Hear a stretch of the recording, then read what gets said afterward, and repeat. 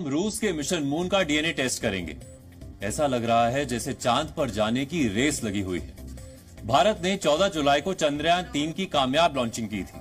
हमारा चंद्रयान 3 अब चंद्रमा की कक्षा में चक्कर लगा रहा है, लेकिन अब रूस भी इस रेस में शामिल होने वाला है। रूस करीब 47 वर्ष बाद चांद पर जा रहा है। रूस ने अपने इस मिशन मून को नाम दिया है लूना 25। ये मिशन 11 अगस्त को लॉन्च होगा। रूस की अंतरिक्ष एजेंसी रोसकॉस्मोस के मुताबिक लूना 25 की लॉन्चिंग रूस के वोस्टोंच कॉस्मोड्रोम से होगी, जो मॉस्को से 5,550 किलोमीटर की दूरी पर है। रूस ने अपने इस मिशन में सोयूज 2.1B फ्रेगेट रॉकेट का इस्तेमाल किया है, जो चंद्रयान 3 से कई गुना ताकतवर है।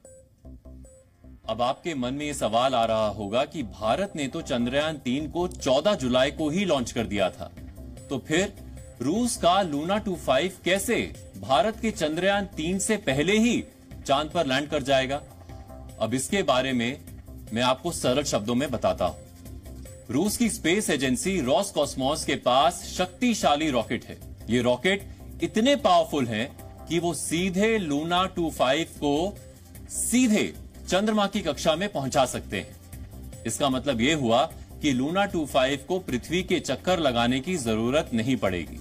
लूना 25 अपने शक्तिशाली रॉकेट और पावरफुल इंजन की वजह से 5 दिन में चांद की कक्षा में पहुंच जाएगा। इसके बाद 5 से 7 दिन तक चांद के चारों तरफ चक्कर लगाएगा और उसके बाद चांद पर लैंड करेगा। भारत का चंद्रयान 3 23 अगस्त को चांद पर सॉफ्ट लैंडिंग करेगा, लेकिन रूस का लूना 25 भी इसी तारीख के आसपास चांद के साउथ पोल के करीब लैंड करेगा। ऐसा नहीं है कि इसरो सीधे अपने यान को चंद्रमा तक नहीं भेज सकता, लेकिन नासा की तुलना में इसरो के प्रोजेक्ट किफायती होते हैं। इसरो के पास नासा की तरह बड़े और ताकतवर रॉकेट नहीं है जो चंद्रयान को सीधे चंद्रमा की कक्षा में पहुंचा सके।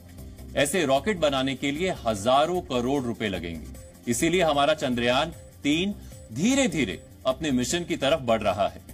ये कैसे हो रहा है, ये भी आपको समझना चाहिए। चंद्रयान 3 पृथ्वी के चक्कर लगाता हुआ आगे बढ़ा है। चंद्रयान 3 ने पृथ्वी के गुरुत्वाकर्षण का भी इस्तेमाल किया है। लॉन्च होने के बाद चंद्रयान 3 ने सबसे पहले पृथ्वी के छोटे चक्कर लगाए। फिर हर चक्कर के साथ इसकी दूरी बढ़ी है। 5वें चक्कर में प्रोपल्शन मॉड्यूल की मदद से चंद्रयान 3 चंद्रमा की कक्षा में पहुंचा है। यहां फिर से वो चंद्रमा के चक्कर लगा रहा है। अब ये चक्कर बड़े से छोटे हो रहे हैं। यहां से चंद्रयान 3 लैंडर अपने अगले कदम यानी चंद्रमा की सतह पर लैंडिंग की तरफ बढ़ रहा है। रूस के पास शक्तिशाली रॉकेट होने से उसे चांद पर पहुंचने में कम समय लगेगा, लेकिन इसका यह मतलब नहीं कि भारत का चंद्रयान 3 किसी भी मामले में कम है। चंद्रयान 2 की असफलता के बाद भारत एक एक कदम बहुत संभल कर रख रहा है और पूरा भारत अब 23 अगस्त का इंतजार कर रहा है, जब चंद्रयान 3 चांद पर सॉफ्ट लैंडिंग कर इतिहास रचेगा। इसरो ने आज दूसरी बार चंद्रयान 3 की ऑर्बिट घटाई है, जो भारत के लिए गुड न्यूज है, यानी हम सफलता की तरफ एक स्टेप और आगे बढ़ गए हैं। चंद्रमा का दक्षिणी ध्रुव हमेशा से ही विशेष रुचि का विषय रहा है। यह ऐसी जगह है जहां कुछ हिस्सों में हमेशा छाया रहती है, जबकि कुछ में अंधेरा रहता है। छाया वाले इलाके को लेकर कहा जाता है कि यहां पर बर्फ हो सकती है। अमेरिकी अंतरिक्ष एजेंसी नासा का दावा है कि अरबों सालों से चंद्रमा के दक्षिणी ध्रुव के कुछ गड्ढों पर सूरज की रोशनी नहीं पहुंची है। ऐसे में आपके मन में यह सवाल भी आ रहा होगा कि रूस का लूना 25 और भारत का चंद्रयान 3 चांद की सतह पर उतरकर क्या करेगा? दरअसल चंद्रयान 3 चंद्रमा की सतह पर सिर्फ 2 हफ्ते काम करेगा, जबकि लूना 25 साल भर काम करेगा। रूस का लूना 25 चंद्रमा की सतह पर ऑक्सीजन की खोज करेगा। साथ ही लूना 25 चंद्रमा की आंतरिक संरचना पर भी रिसर्च करेगा। लूना में एक खास यंत्र लगा है जो सतह की 6 इंच खुदाई करके पत्थर और मिट्टी का सैंपल जमा करेगा, ताकि जमे हुए पानी की खोज की जा सके। भारत का चंद्रयान 3 चांद की सतह की तस्वीरें भेजेगा। वहां के वातावरण, खनिज मिट्टी से जुड़ी तमाम जानकारियों को जुटाएगा। इसका एक लक्ष्य चंद्रमा की सतह पर सुरक्षित और सॉफ्ट लैंडिंग करना भी है।